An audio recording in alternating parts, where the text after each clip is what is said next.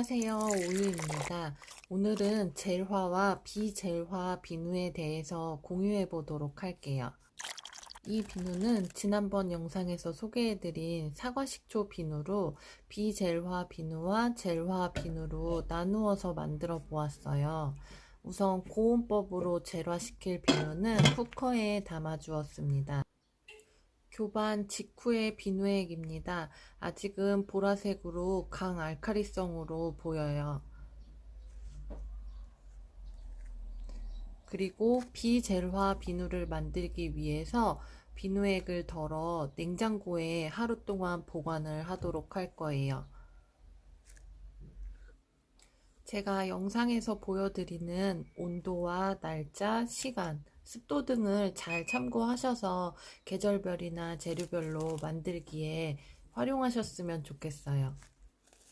그리고 비젤화 비누로 냉장고에 들어가기 전에 랩을 씌워서 비누를 잘 밀봉해 주었습니다.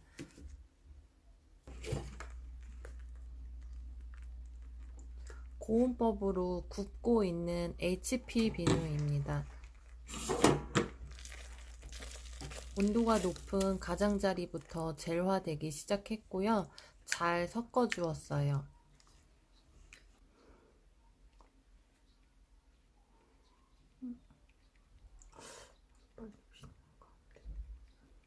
온도를 올린 지 시간이 아직 많이 지나지 않았고 pH 테스트 결과는 보라색의 강알칼리성으로 보입니다. CP 방식으로 만들어서 실온에서 보온할 비누입니다. 담요를 감아서 하루 정도 보온을 해주었어요.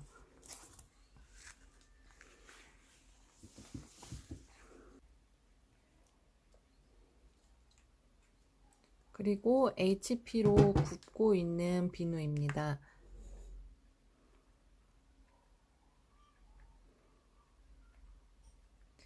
아직 보라색의 강알칼리성으로 보입니다.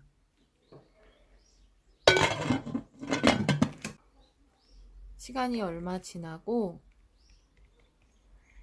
이번에는 pH가 초록색의 약알칼리성으로 보입니다. 비누화가 잘 이루어지고 있는 것 같아요. 시간차를 두고 한 번 더 확인했는데 이번에도 초록색의 약알칼리성으로 보입니다. 비누의 질감과 pH 상태 등을 고려해서 이제 몰드에 담아주고 굳혀줄 거예요. 그리고 실온에 그냥 두었던 작업했던 용기에 pH 테스터를 해보았어요. 여기도 마찬가지로 보라색의 강알칼리성으로 보입니다. HP 비누는 당일날 굳은 후 저녁 때 커팅을 했어요.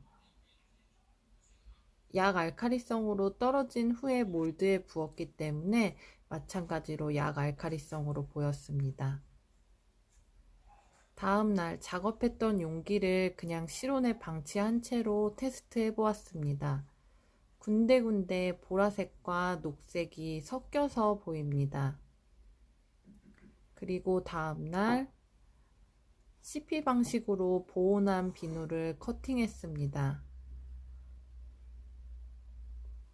보온과 비누화가 잘 된 것 같아요.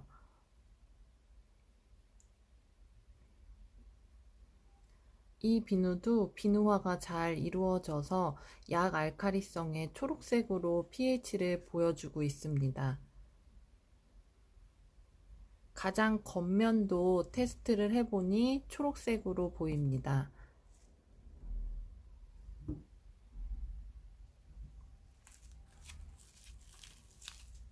CP, HP, 그리고 비젤화 비누를 다 같이 pH 테스트 해보려고 합니다. 이 비젤화 비누는 냉동실에서 하루 정도 두었다가 꺼낸 비누입니다.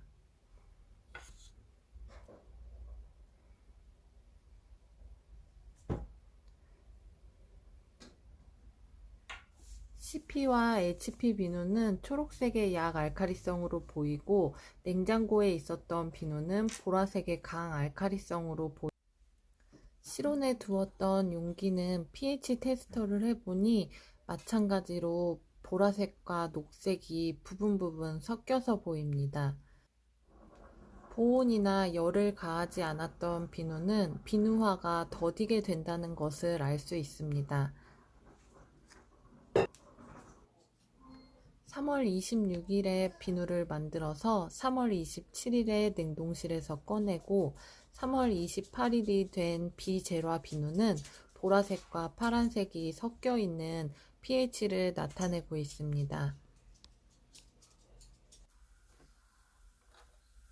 그리고 같은 날 3월 28일 저녁 pH 테스트입니다. 이번에는 약간 청록색에 가까운 약 알칼리성으로 보입니다. 비누화가 굉장히 천천히 이루어지고 있다는 걸 알 수 있습니다. 3월 30일 완전한 청록색의 약 알칼리성으로 보입니다. 이번에는 유청을 수상으로 썼던 단백질 수상의 비누입니다.